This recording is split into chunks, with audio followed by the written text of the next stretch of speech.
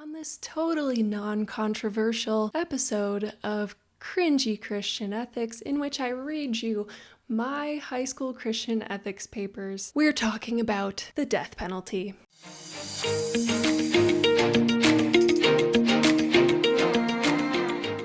Hello everyone, welcome to Skeptic She, or welcome back. My name is Lauren. Thank you so much for watching, and again, thank you so much to everyone who has recently subscribed and pushed me over 1,000. That is amazing, and I did want to take a quick moment to say if you are not already subscribed to my channel, please do so.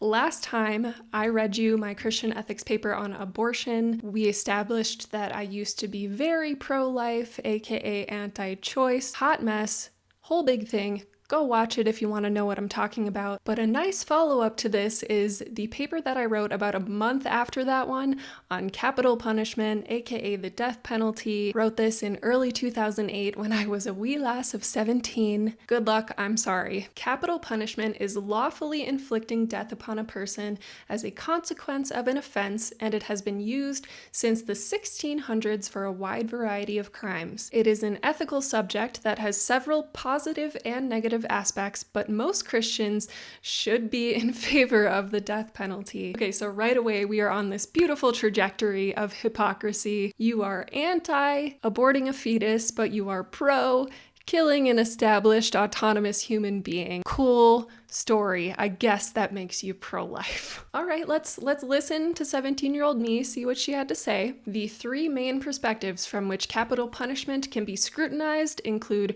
Rehabilitationism, Reconstructionism, and Retributionism. The three R's, apparently. All three of which are views held by Christians in various ways. Rehabilitationism does not allow for capital punishment for any crime, no matter the situation. People with this view believe that justice is only for reforming and healing, not punishing. This is a perspective that perhaps is not the best for a Christian to have. Let me just pause there for a second and say that I think rehabilitationism would be the stance that I take now. I don't see any benefit to killing a criminal, like no matter how bad they are, as long as they're locked up and away from society and can't hurt anyone else.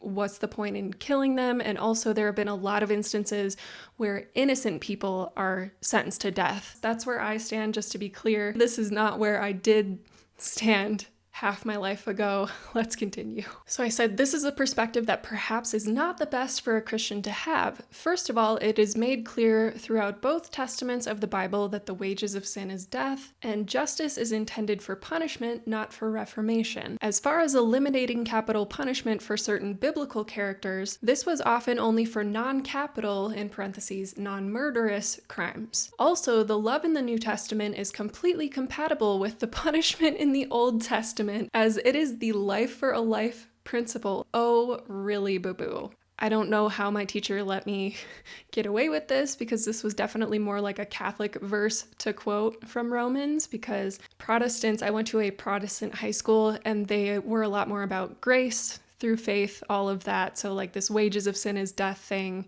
Yes, that's true, but we have this sacrifice of Jesus in place, so you don't have to worry about that. Whereas Catholics were a lot more about like, you need to do good works to make up for your sins, etc., etc. Don't want to go too much in the weeds on that. Furthermore, Jesus' sacrifice showed this principle perfectly. Even though he died for every human being, all men will still die at some point, and the price one pays for his sin has always been and always will be death.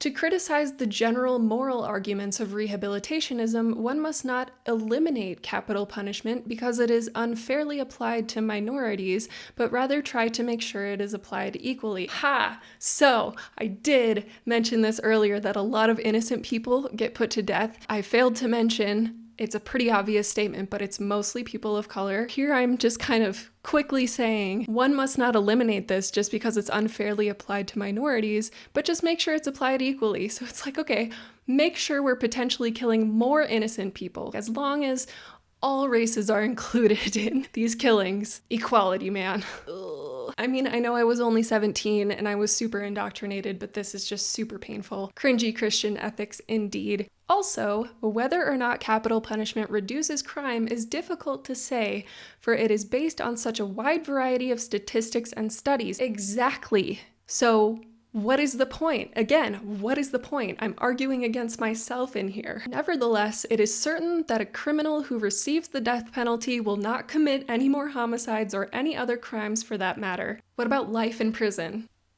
Finally, capital punishment is more of a compliment to humanity than an insult, as it shows what high value God has placed on human life and treats a criminal as a responsible adult. What the If this God, who by the way does not exist, if this God did exist though, and placed a high value on human life, as you so adamantly claim here and in your abortion paper, younger me, why would he be okay with people who are not able to harm anyone anymore being killed? The logic. All right, let's move on to the second view. The second view, Reconstructionism, calls for capital punishment for every major crime, not just murder. Some Old Testament examples of what Reconstructionists consider major crimes that can still apply in today's world include idolatry, homosexuality, which is neither a crime nor a sin, nor a bad thing by any means, bestiality, adultery, cursing parents,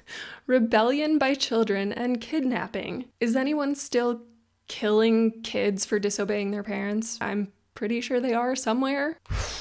That's a lot. Most of the arguments made in defense of Reconstructionism are based on the idea that the law of Moses is still fully binding today. However, as stated in 2 Corinthians 11, the 10 Commandments have faded away and have been replaced by that which lasts. I put that in quotes. I think you're supposed to derive from that the whole grace by faith thing came in to fulfill the law. Any hoozles.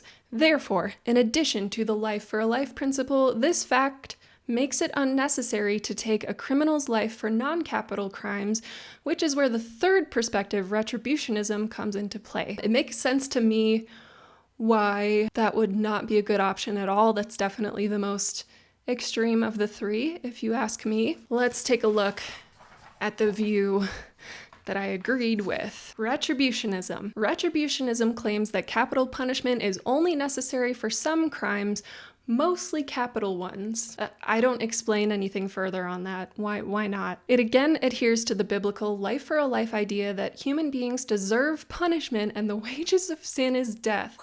All the self-whipping. This is perhaps the most logical perspective for a Christian to have, for it presents a high view of man that observes normal adult human beings as moral and rational beings who know right from wrong. 17-year-old me not understanding that free will is an illusion. I just have to side note here and say the very fact that I wrote this paper and now so vehemently disagree with it just demonstrates that free will is not a thing.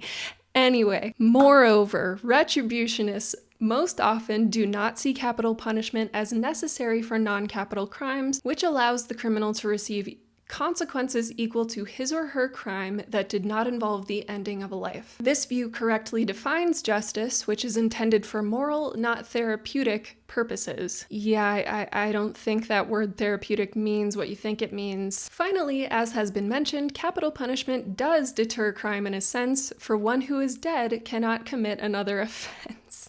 The reach is strong with this one. No matter the type of murder or the situation surrounding it, one who takes an innocent human life deserves to pay the price equal to his or her crime, which is capital punishment. Let's just add death on death here. That makes so much sense. The best stance for a Christian to take on this issue is retributionism, which fairly and logically applies the life for a life mentality that has been stated so many times throughout the Bible, and which treats a murderer as the responsible, rational adult he or she is assumed to be. 20 out of 20, says my teacher. I don't think I need to expand much more on the glaring hypocrisy of pro-lifers supporting the death penalty. Normally at this point, I would like to share with you some other videos and resources that are better than what I'm able to provide from my non-professional standpoint. But if I find any, I will link them below.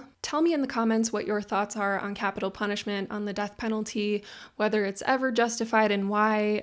If you're Christian or not a Christian, if you're pro-choice or pro-life, let me know. I would love to hear it. And again, thank you so much for watching. Thank you to all of my new subscribers. If you enjoyed this video, please like it, share it with your friends, subscribe if you have not already, which is most of you. Keep asking questions, and I will see you next time.